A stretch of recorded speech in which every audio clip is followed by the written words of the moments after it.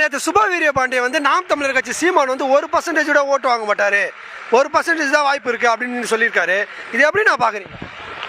சுபவீரி பாண்டியன் வந்து 2009 இயக்கமாக நாம் தமிழ் கட்சி ஆரம்பிக்கப்பட்டது. 2010 நாங்கள் கட்சியாக பரிணமிக்கிறோம். 2014 234 தொகுதியிலும் நாங்கள் நிற்கிறோம். 234 தொகுதியில் நிற்க ஆள் இருக்கான்னு கேட்ட கூட்டம் தான் அந்த கருப்பு சட்டை கூட்டம்.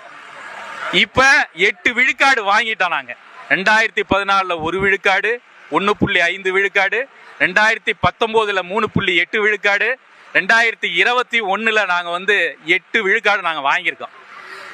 6.5 விழுக்காடு வாங்கியிருக்கோம். 2024 8 விழுக்காடு வாங்கியிருக்கோம். இந்த எங்களுடைய செயல் தான் அவங்களுக்கான பதில். கருப்பு சட்டை வந்து பகுத்தறிவுன்னு இதுவரையும் 50 ஆண்டு காலமாக ஏமாத்திட்டு இருந்தாங்க. இப்ப வெறுமனே பொய் கருத்துக்களை மக்களிடம் திணிப்பதற்காகவே அவங்க முழு நேரமும் இருக்கு.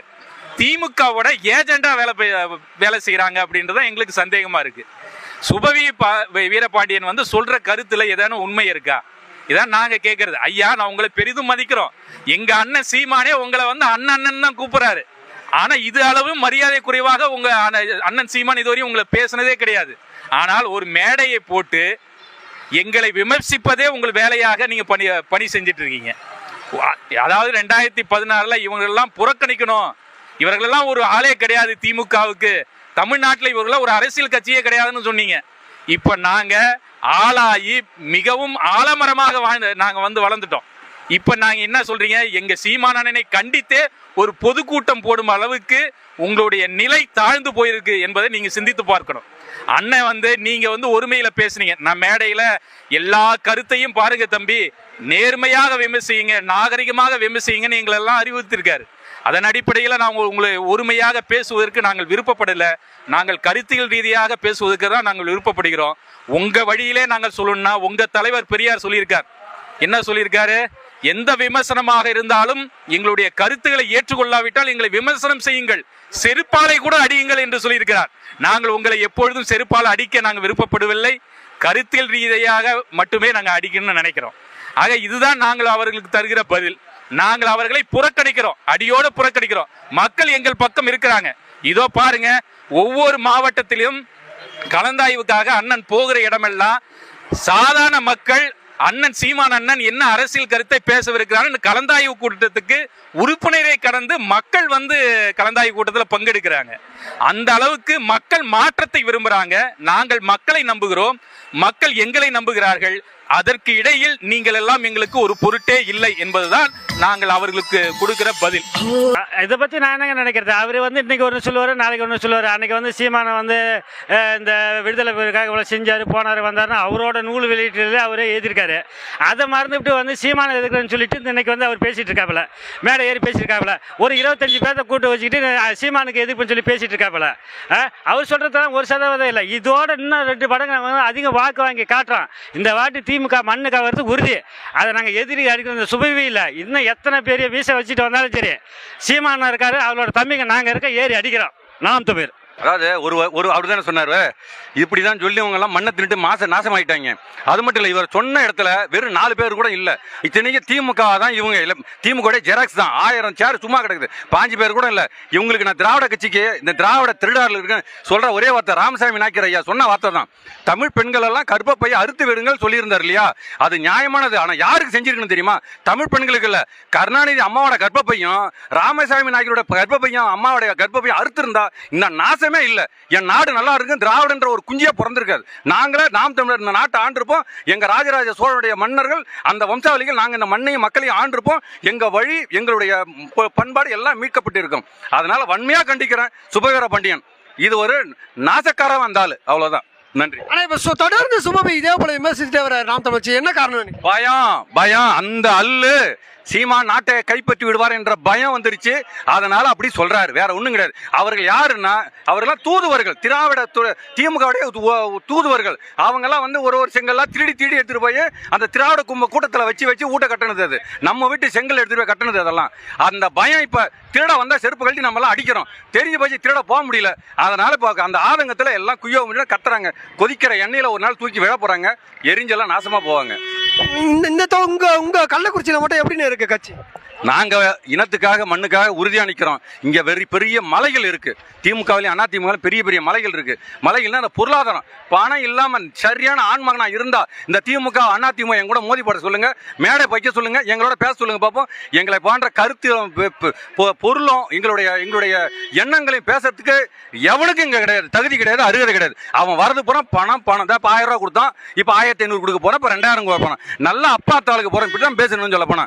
நல்ல அப்பா தாளுக்கு பிறந்திருந்தா இவனுக்கு சரியான கருத்தை சொல்லி இந்த மக்களுக்கு நான் சேவை செஞ்சேன், இந்த மக்களுக்கு இதை செஞ்சேன், இந்த வேலை கொடுத்தேன், ஆயாம வேலை கூட 5 லட்சம் 10 லட்சம் வாங்குற ஐயன பிறகு இவனுங்களை வச்சு இதெல்லாம் இந்த என் மக்கள் புரிஞ்சுக்கணும். கொஞ்சமாவது அறிவோட இருக்கணும். இந்த அறிவை வளர்க்கறது தான் எங்களுடைய நாம் தமிழர் கட்சியை பற்றி எங்கள் அண்ணன் இன்னைக்கு அருமையான எங்களுக்கு ஒரு பெரிய கருத்து நிறைய பேர்த்துக்கு தலைக்கணும்.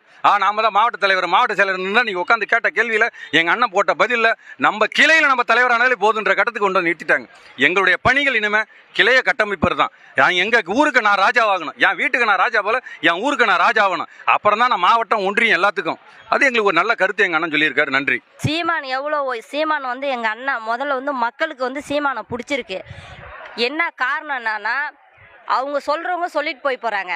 ஆனால் நாங்கள் ஓட்டு வாங்குறது 100% 100% எங்களுக்கு நம்பிக்கை இருக்குது. எங்கள் நம்பிக்கை என்றைக்கும் வீண் போகாது. யார் போடுறாங்களோ இல்லையோ, எங்கள் வீட்டில் இருக்கிறவங்களோ எங்களை சுற்றி இருக்கிறவங்க நாங்கள் எப்பயுமே ஒரே உறுதியாக இருப்போம், 100% வாங்குவோர்னு. அது எங்களுக்கு நம்பிக்கை என்றைக்குமே போகாது. அண்ணன் பலரும் பல கருத்து சொல்லிட்டு இருக்காங்க. நாம் தமிழ் கட்சி சீமான்கிறவர் பேரே இல்லைன்னு சொன்னார். அண்ணாமலை கூட சொல்லியிருக்காரு முன்னு. ஆனால் அது காணாத போயிடுன்னு சொன்னார் அண்ணாமலை. ஆனால் அதுக்கு பிற்பாடு அவர் வாயில என்ன சொன்னார், அவர் வழியில் அவர் செய்கிறாரு, நான் இல்லைன்னு அவர் நாஜிக்காக சொல்லிட்டு வந்துக்கிட்டாரு. அதுபோல் பலரும் சொல்கிறாங்க. நாம் தமிழ் கட்சிங்கிறது வாக்குக்கு காசு கொடுக்காம, யாரோடையும் கூட்டணி வைக்காம, எங்களுடைய வாக்கு இவ்வளோன்னு நாங்கள் தெளிவுபடுத்துகிறோம். மற்ற கட்சிகளால் எங்கள் வாக்கு இவ்வளோன்னு சொல்ல முடியுமா? எந்த கட்சியும் எங்கள் வாக்கு இவ்வளோ வாங்கியிருக்குன்னு சொல்ல முடியாது. இப்போ நாங்கள் பார்க்க போனாக்கா அவங்கெல்லாம் சொல்கிறாங்களே 1%ன்னு. இருக்கிறதுலே பெரிய கட்சி நாங்கள் தான். கூட்டணி இல்லாத எங்கள் கட்சி தான். கூட்டணி இல்லாதையும் வாக்குக்கு பணம் கொடுக்காதையும் உண்மையும் நேர்மையும் சொல்லி நாங்கள் வாங்குகிற வாக்கு எங்களுக்கு உண்மையிலே கூட்டணி இல்லாத பெரிய கட்சி நாங்கள் தான். சுபபிரிய பாண்டியன் அவர் இப்போ அண்ணன் ஒரு புக்கு வெளியீட்டு விழாவுக்கு பெரிய எதிர்ப்பு ஒரு கூட்டம் ஒரு 4 பேரை வச்சுக்கிட்டு ஒரு கூட்டம் போட்டு அது வலைதளத்திலே ரொம்ப வைரலாக பரவி இருக்குது. சுபபிரிய பாண்டியன் சிறப்பான ஒரு பேச்சாளர்னா மக்கள் தானாக திரளணும். இப்போ பார்த்தீங்களா, இப்போ அண்ணன் கட்டமைப்புக்குன்னு வந்தார். இது எல்லாமே தானாக வந்த கூட்டம். ஆனால் சுபபிரிய பாண்டியன் திமுகவினுடைய அடியாளாக இருக்கிறாரு செஞ்சு பெரியார் சொன்ன கருத்துக்களை அவர் சரியாக பயன்படுத்தலை. பெரியார் சொன்ன இடத்துல தான் இருப்போம்னு சொன்னால் அப்போ முருகர் இப்போ சாமியெல்லாம் வழிபட்டு இருக்காங்க திமுககாரங்க. ஆனால் பெரியார் கொள்கையை எடுத்து நல்லா சிறப்பாக பேசுகிறாங்க. அது எனக்கு ஒரு விதமாக சுபபிரிய பாண்டியன் சொல்கிற கருத்தில் இல்லை. இந்த வாட்டி நாங்கள் கண்டிப்பாக 2026 சட்டமன்ற தேர்தலில் நாங்கள் தான் ஆளுங்கட்சியாக அமைப்போன்றது எங்களுக்கு அடித்தளத்தை இந்த மாவட்ட கலந்தாயிலும் எங்களுக்கான புள்ளி விவரத்தை அது எப்படிலாம் செய்யணுன்றதே எங்களுக்கு அண்ணன் ஒரு சிறப்பான முறையில் சொல்லியிருக்காரு. அதை பிரகாரம் எந்த அரசியல் கட்சி புதுசாக வந்தாலும் சரி, ஏற்கனவே இருந்த கட்சியில் எங்களுக்கு 2 எதிரி தான். ஒன்று திமுக, அதிமுக. இது 2ஐயும் நாங்கள் அண்ணன் சொன்ன மாதிரி நேராக மண்டியில் புழக்க போகிறோம். பொழந்து எடுத்து நாம் தமிழான ஆட்சி அதிகாரம் அரியணை ஏறும். அதை பார்க்க தான் போகிறாங்க. அவர் மேடைக்கு முன்னாடி நேற்று எத்தனை பேர் இருந்தாங்கன்னு அவர் கேளுங்கண்ணே. 25 பேர் கூட இல்லை, வெறும் காலி சேர் தான் இருந்தது. அவர் எப்படின்னு அப்படி சொல்லுவார்? அவர் திராவிட கழகம் அது எத்தனை சதவீதம் வாங்கணும்னு அவர் சொல்லுவாரா? அது அவருடைய கருத்துங்க. நம்ம 8% மேலே வாங்கி நம்ம அங்கீகாரம் பெற்ற கட்சியை வாங்கிட்டோம். இதில் ஓட்டு எண்ணிக்கும் போது மறைஞ்ச கட்சி இதெல்லாம் இருக்குது, ஓட்டெல்லாம் இருக்குது. அதெல்லாம் சேர்த்திங்கன்னா நீங்கள் 15-20க்கு வரும். நம்ம 20 வராது, அட்லீஸ்ட் இலக்கமாவது 2 இலக்கத்தில் வந்திருக்கோம். உண்மையான ஓட்டு எண்ணிக்கை சொல்லியிருந்தாங்க. வணக்கம். இல்லை, 2026 நாங்கள் தான் வெல்லுவோம். கண்டிப்பாக நாங்கள் தான். திமுக கண்டிப்பாக வரப்போகிறதில்ல. இது உறுதிமொழி நான் கொடுக்குறேன். கண்டிப்பாக நம்ம நாம் தமிழ் கட்சி தான் கண்டிப்பாக இது வரும். கண்டிப்பாக ஓட்டு அதிகமாக வாங்குவாங்க. கண்டிப்பாக நம்ம தம்பி விஜய் அவர்கள் கண்டிப்பாக 2 கட்சியும் ஒன்றா சேர்ந்தா கண்டிப்பாக அது தமிழ்நாட்டில் அதை உயர்த்தும். இது இப்போ இல்லை, திமுக ஆரம்பிச்சு இப்போ நாங்கள் கட்சி ஆரம்பிச்சனாலேருந்து விமர்சனம் வந்துட்டு தான் இருக்குது.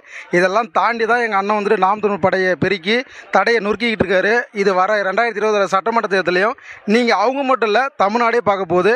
இதில் எந்த ஒரு பிசுறு இல்லாமல் அண்ணன் வச்சு நடுமனையில் அடித்து பொழந்து இந்த 2026 ஆட்சி கட்டில் ஏறணுன்ற மாதிரி சொல்லியிருக்காரு. அந்த கிளை கட்டமைப்பை எப்படி கொண்டுட்டு வரணும், எப்படி வாக்கு சேகரிக்கணும், எப்படி குடும்பமாக கூட்டமாக போகணுன்ற மாதிரி ஒரு சில விஷயத்தை சொல்லியிருக்காரு. நம்ம எல்லாத்தையும் வெளிப்படையாக சொல்ல முடியாதுன்றதுனால இது மட்டும் சொல்லியிருக்கோம். கிளை கட்டமைப்பை பயங்கரமாக வலிமைப்படுத்த சொல்லியிருக்காரு. அவ்வளோதான். இது இந்த விமர்சனத்தெல்லாம் தவிடுபடியாக்குவார் 2026. 1% ஓட்டு வாங்குவார்னு அவர் சொல்லியிருக்காரா? அவருக்கு எத்தனை % ஓட்டு இருக்குது அப்படின்றத அவர் பார்க்கணும். ரெண்டாவது, கூட்டணி கட்சிகளோட சேர்ந்துட்டு நாங்கள் நாம் தமிழர் கட்சி தனியாக நின்று நாங்கள் வாங்கின வாக்கு விகிதம் 8% மேலே வாங்கி நாங்கள் அங்கீகாரம் பெற்ற அரசு கட்சியாக நாங்கள் மாறி இருக்கோம்.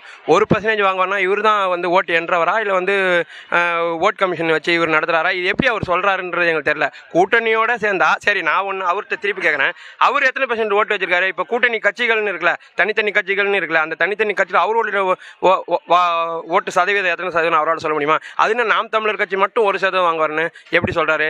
எதை வச்சு அவர் சொல்கிறாருன்றது எங்களால் கணிக்க முடியல. நீங்க என்ன நினைக்கிறீங்க, எவ்வளவு ஓட்டு வரும்? நாங்கள் கண்டிப்பாக வாங்கின 8% மேலே தான் நாங்கள் கண்டிப்பாக வாங்குவோம்னு நினைக்கிறேன். கண்டிப்பாக நாங்கள் உறுதியாக இந்த தேர்தல் காலத்தில் இன்றைக்கி எங்கள் அண்ணன் பேசின விதத்துலேயே எங்களுக்கு ஒரு பூஸ்ட் கிடைச்ச மாதிரி இதை விட பன்மடங்கு வேலை செஞ்சு நாங்கள் கண்டிப்பாக எதிர்பார்க்காத வெற்றியை நாங்கள் அண்ணனுக்கு நாங்கள் கொடுப்போம் அப்படின்னு நாங்கள் நம்புகிறோம். நம்பிக்கையாக களத்தில் வேலை செய்வாங்க. இன்றைக்கி பேசுனது அந்த மாதிரி அண்ணன் பேசின விஷயங்கள் இன்றைக்கி அவ்வளோ கருத்துக்கள், அவ்வளோ விஷயங்கள் இன்றைக்கி நாங்கள் அவர்கிட்ட தெரிஞ்சுக்கிட்டோம். இன்னும் கடுமையாக வேலை செய்வோம். வேலை செஞ்சு கண்டிப்பாக நாங்கள் உறுதியாக